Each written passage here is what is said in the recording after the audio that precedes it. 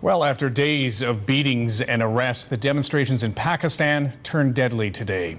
But on a couple of other fronts, there were signs authorities were easing their iron grip. 2 of 4 independent television stations taken off the air with the imposition of martial law are back, and some opposition leaders have been released. Still, as Global National Stuart Greer reports from outside Islamabad, many Pakistanis are watching each day's developments with growing alarm. It's come down to this in Pakistan. Police ducking to avoid gunfire from supporters of opposition leader Benazir Bhutto, who late today was released from house arrest.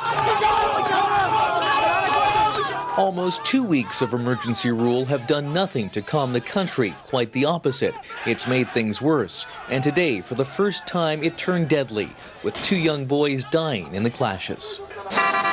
Hundreds of kilometers away near the capital, Islamabad, it's not bloodshed, but a different kind of struggle that threatens the country's fragile government. Mansood Ahmed runs a furniture shop, but after nearly 2 weeks of emergency rule, his business is taking a beating. It's supposed to be the busiest time of year, he says, but sales have fallen by 50%.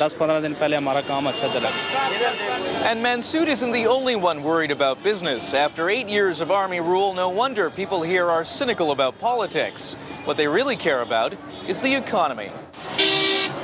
The heaving streets of Rawalpindi. It's the bustling market city outside the capital, and inflation has suddenly started to soar again.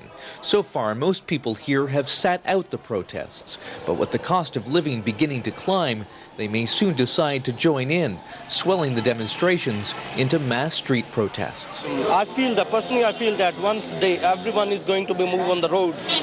And that's certainly not the direction the U.S. wants Pakistan to take. It's sending a special envoy here tomorrow to pressure General Musharraf to lift emergency rule and release political opponents.